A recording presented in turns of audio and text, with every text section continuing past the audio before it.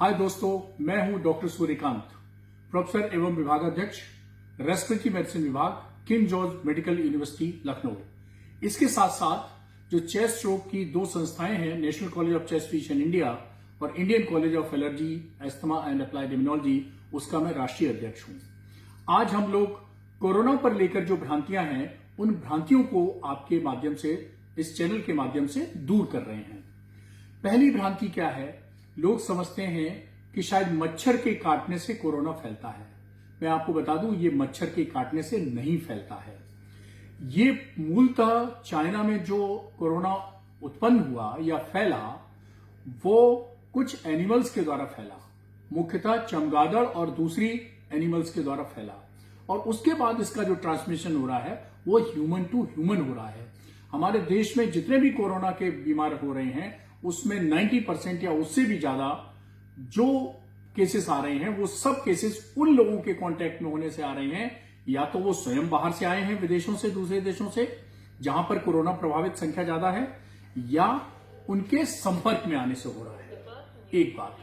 दूसरी बात कि क्या इम्यूनिटी का संबंध है? बिल्कुल है। हर बीमारी का, हर संक्रमण का आपकी इम्यूनिटी से संबंध है। अगर आपकी इम्यूनिटी अच्छी है तो चाहे वायरस हो, चाहे बैक्टीरिया हो, चाहे फंगस हो, या कोई भी कीटाणु और जीवाणु हो, आपको संक्रमण होने का खतरा कम रहता है, बीमार होने का खतरा कम रहता है। अगर आपकी इम्यूनिटी कमजोर है किसी भी कारण से, चाहे वो डायबिटीज हो या दूसरी बीमारियां हो, किसी भी कारण से, कुपोषण हो, मेल न्यूट्रिशन हो, एनीमिया हो, किसी भी कारण से अगर आपका इम्यूनिटी कमजोर है तो कोरोना का संक्रमण होने का खतरा ज्यादा रहता है। तीसरा, लोग अक्सर कह रहे हैं कि भाई भारतीयों की इम्यूनिटी बहुत स्ट्रांग है। भारतीयों की इम्यूनिटी तो स्ट्रांग नहीं है, क्योंकि हमारे यहाँ मेल नरिशमेंट ज्यादा है, हमारे यहाँ और भी समस्याएं ज्यादा है, हमारे यहाँ डायबिटीज भी बहुत ज्यादा है।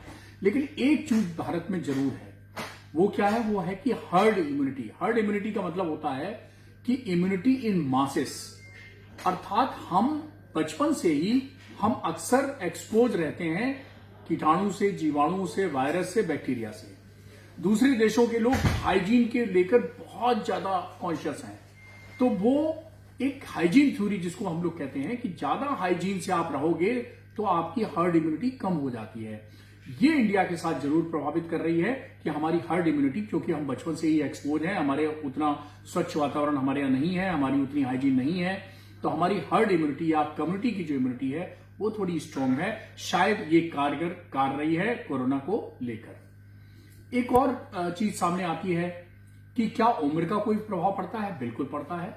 6 साल के बच्चे और 60 साल के ऊपर बुजुर्ग, यानी फॉर्मूला है 6 to 60, less than 6 years and more than 6 years।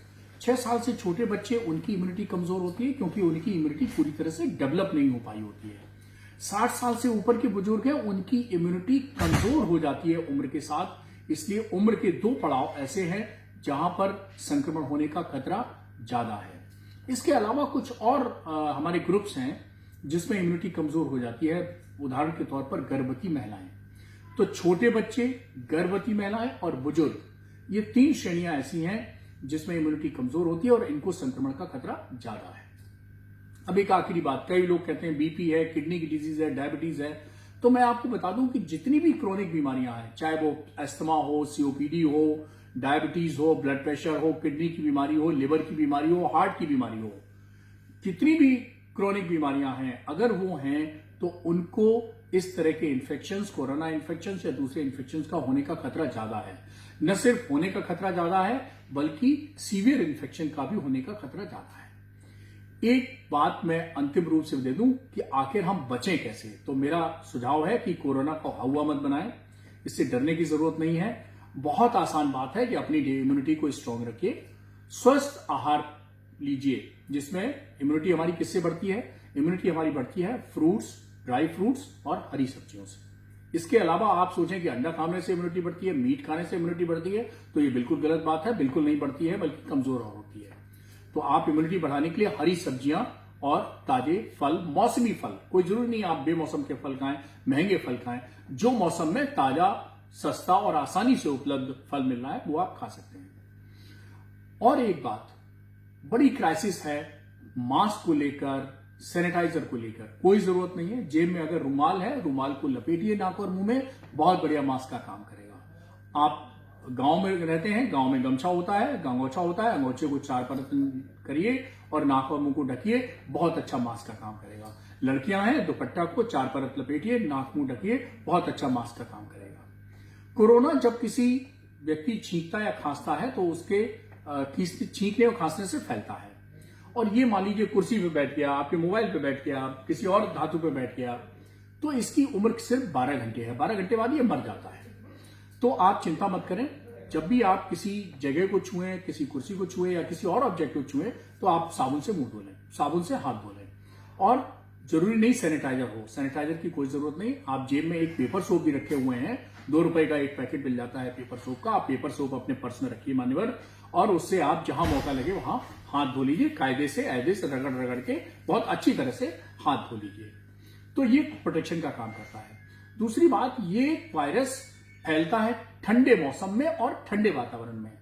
तो और कहां से जाता है? नाक और गले से जाता है।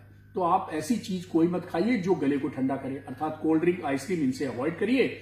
और गले को गर्म बनाए रखने के लिए आप चाय पीजिए, सूप पीजिए, कॉफी पीजिए, कोई दिक्कत नहीं है। आप गुनगुना पानी पीजिए, ये सब पीते रहिए, गला आपका गर्म रहेगा, थोड़ा वायरस आपसे डरता रहेगा।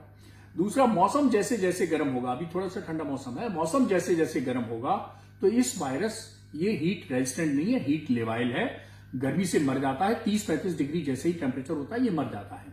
तो जैसे ही टेम्परेचर बढ़ेगा तो ये आसानी से हमारे देश में खत्म हो जाएगा। हम लोग इंतजार कर रहे हैं कि गर्मी जल्दी से जल्दी आए।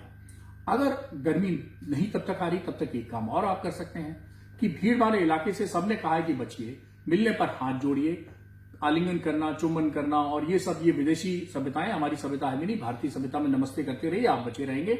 और दूसरी बात, अगर किसी भीड़ वाले इलाके में चले भी गए हैं आप, तो आप आके भाप ले लीजिए, आपके गले की सिकाई भी हो जाएगी और कुछ कोरोना पहुंच भी गए हैं तो मर जाएंगे। इन सब सुझावों को लीजिए, डरने की बिल्कुल जरूरत नहीं, लेकिन हाँ, बचाव की जरूरत है। इन बचाव को करते रहिए। बहुत बहुत धन्यवाद।